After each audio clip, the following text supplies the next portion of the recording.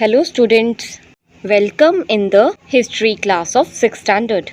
Today we are going to continue with the lesson number 6 of history, the Vedic civilization. Till now we had discussed the topics the Aryans, the Vedic period, sources of information, Brahmrat or its two features, political organization and social organization. Now before we proceed further, I would like to take feedback of the previous topic through some questions. First question is, who was the head of the family in the early Vedic age? Second question, give definition of Swayamvar. Third question is, what was the status of women in the early Vedic age? So students, I hope you all are capable to answer all these questions. Now, in today's class, we are going to read the next two features of the Brahmrat or the early Vedic period, which are religious life and economic life of the early Vedic people. So students, let's start reading of the lesson. Religious life, given at the page number 55. The early Aryans were worshippers of nature. Each and every natural phenomena was worshipped by them. Phenomena means fact. So students, the early Aryans worshipped the nature. The main gods associated with nature were Indra, the god of thunder and rain. Associated means related. Thunder means the sudden loud noise that comes from the sky during storm, or rain. Agni, the god of fire. Surya, the sun god. Varun, the god of the sky. Marut, the god of storm. Vayu, the wind god. Prajanya, the god of rain. So students, all the natural things were worshipped by the early Aryans. Like they worshipped the god of rain, the god Indra, because due to the rain, their land became fertile. Sun gives them light and heat. Through the god Agni, they gave offerings to their ancestors. So students, all these natural gods were worshipped during the early Vedic period. Let's read further.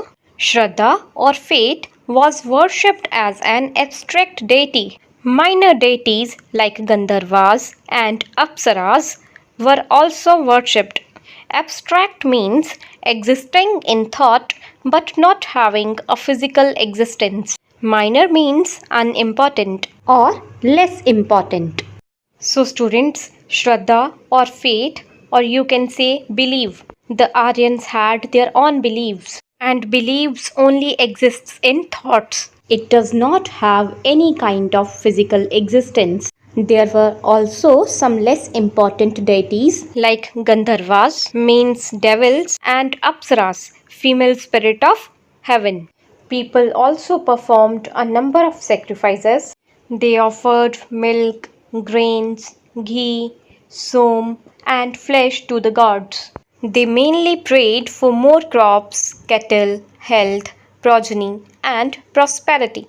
Progeny means children. Prosperity means wealth or success, or you can say happiness. Students, people performed religious activities. During religious activities, they offered milk, grains, ghee, somras, and flesh of the animals to the gods. They gave offerings to make the god happy. They prayed for good crops, prayed for more and healthy animals. They also prayed for their children and their coming generations and their prosperity.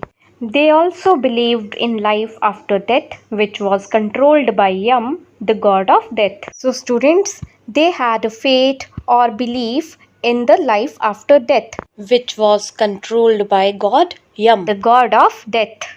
So students, this proves that the early Aryans were religious people and they believed in the natural gods. Now let's read economic life of the early Aryans.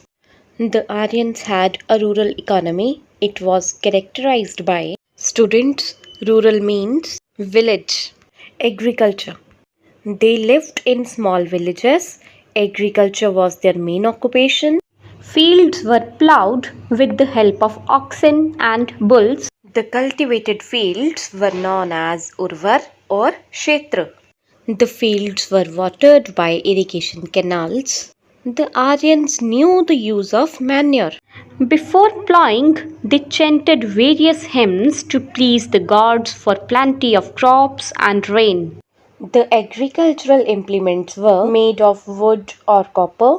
Since iron was not known at that time, barley, wheat, cotton, and oil seeds were grown. So, students, irrigation means bring water to. Manure means animal dung used for fertile land. Chant means sing loudly. So, students, Aryans lived in the villages. Their main occupation was agriculture. Aryans plowed their agricultural fields with the help of oxen and bulls. The cultivated field means the land on which crops grown were known as Urvar or Kshetra, or you can say the fertile land was known as Urvar or Kshetra. The Aryans gave water to the lands for the cultivation of crops by irrigation canals. Irrigation canal means an artificial open channel for transporting water to the land for cultivation. Before plowing their fields, they sang mantras loudly and prayed to the god for a lot of crops and for rain. The tools which Aryans used for the cultivation of crops were made of copper and wood. Iron was not introduced in the Vedic age. Wheat, barley, cotton, and oil seeds were the main crops cultivated by the Aryans. Students, the next feature of the economic life of the Aryans was cattle. Cattle means animals which were domesticated for the meat and milk. For example, cow or bull. The Aryans attached great importance to cattle. The prosperity of the Aryans was determined in terms of cattle. The larger the number of cows, the richer a person was considered. People prayed for an increase in cattle. Herds of cattle were taken to pastures by a goat or cow herd. Students, herds of cattle means group of animals.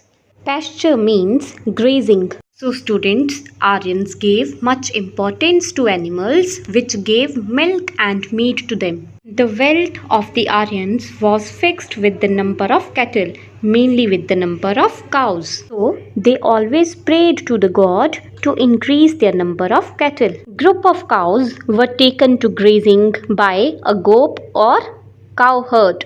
In Hindi, the meaning of pasture is ghas charana. Next point is animals. The other animals domesticated by the Aryans were the horse, dog, goat, ass and sheep. So students, besides cattle, Aryans also domesticated animals like horse, ass means donkey, and also domesticated sheep, dog and goat. Next point is crafts. A number of other crafts existed in the Rigvedic age. The Rigved refers to weavers, dyers, metalworkers, carpenters, tanners, and potters. These were the other professions like weavers means bunai, dyers means rangai, metalwork, carpentry means wooden work, tanner means leather work, and pottery means vessel making from soil. Now students, let's read the next point, trade and commerce. Besides internal trade, the Aryans also carried external trade with countries of West Asia. Trade and commerce were divided into two parts. Internal trade means home trade means which carried within the country. External trade means foreign trade which carried with other countries. Let's read further. Commerce was controlled by a group of people called Pani. Trade was mainly carried on by the system of bartering. The standard unit of value was the cow. However, coins of gold called nishk were also used as a medium of exchange. So students, trade and commerce limited to few people who were known as Pani.